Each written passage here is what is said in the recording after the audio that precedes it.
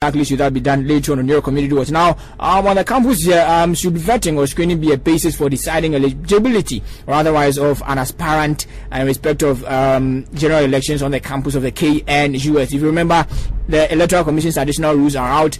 This year's elections additional rules are out, and there are talks of not recommended being equated to ineligibility.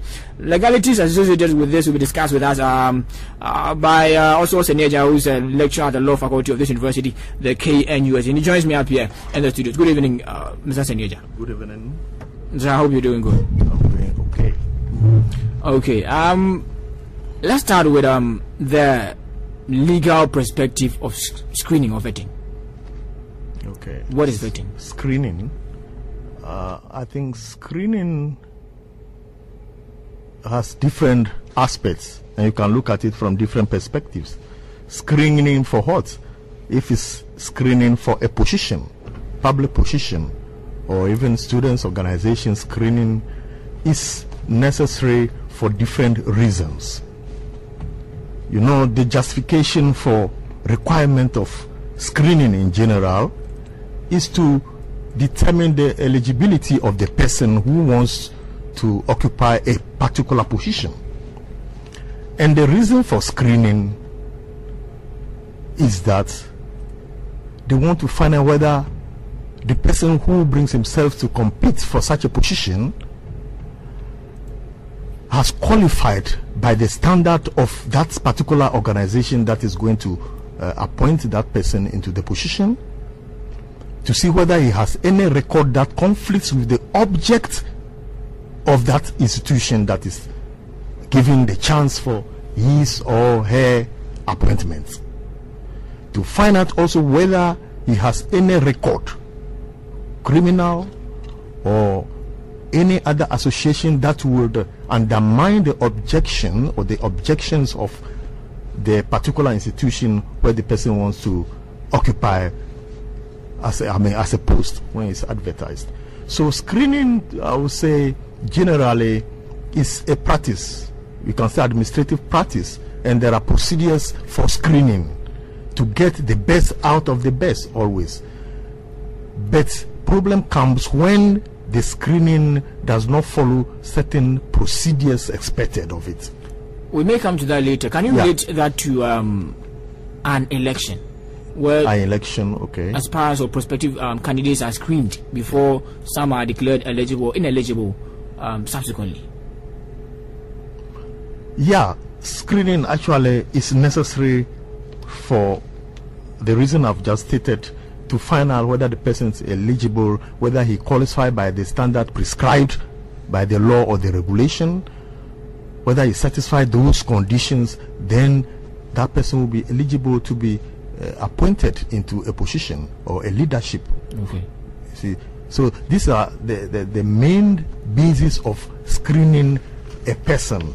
We can go into other areas of screening, but if it's for appointment to a public position, then there is justification for screening anybody who wants to occupy such a position. Okay. The key question should be that under what conditions can screening, in terms of elections, determine the eligibility of an aspirant?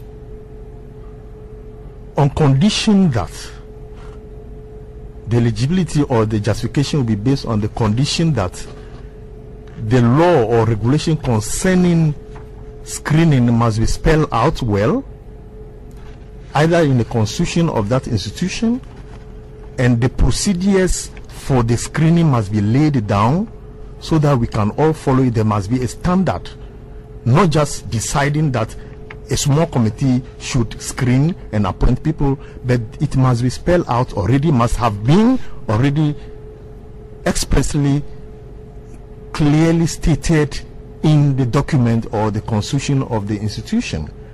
Then we can later find out whether the people who are responsible for the screening have followed those principles or those rules or not. And in failure to do that, then we can raise the question of procedural impropriety. Then that is where we can bring human rights questions, injustices in other areas, like not considering some reasonable grounds for the appointment of that particular person, then anybody can challenge. So the basis is that procedure must be laid down and the committee must follow those procedures. So in short, and I'm asking a very close question, can vetting declare someone ineligible eventually in elections? Vetting can declare somebody not qualified, not eligible, when he doesn't meet the criteria set, spell out, and everybody knows it. And the person who is going there to be vetted or to be screened must have been aware of these standards, must have been aware of the criteria and everything, not a surprise to him. It must have been already stated in the documents and made known to him even before coming to the vetting. Not at the vetting to know these are the criteria. He must be aware of it. Okay, talking of criteria, we are vettings are organized under circumstances where you don't. I mean, different questions are directed to different people in respect of the aspirants. How fair would you assess such a criteria? Such a criteria, I would say, might be. They are made aware of the conditions before, but then the questions, because some of these are arguments that are coming up, that people are asked different questions, not the same question to all aspirants. So under these circumstances, how fair then would be such a vetting? That is where we can say the unfairness can come in, because then it becomes a discretionary position for those who are screening. That is why I'm saying, what are we looking at?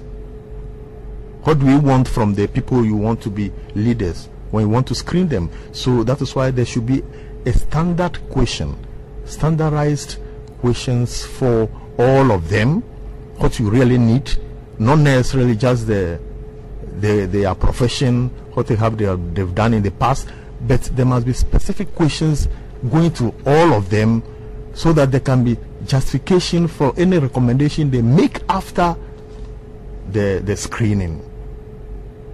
Okay. So that there's nothing like bias or not considering other reasonable aspects of becoming a leader. So there is the need for a standard question for those who will be screening the aspirants. Okay, have we gone through the additional rules? I've just seen the new rules, and it's difficult to compare, since I don't know, or I don't have anything to do with the old one to compare. I'm now looking at the new one, and there are some portions about the recommendation, and they are referring to also constitution here, but I don't know whether the constitution is in force anyway. The revised constitution, we can only use a constitution that is in force at the moment. It's in force, yeah. Yeah, it's in force. Yeah. Then I think there's some addition to it, but giving marks on the basis of performance, on the basis what I've seen here,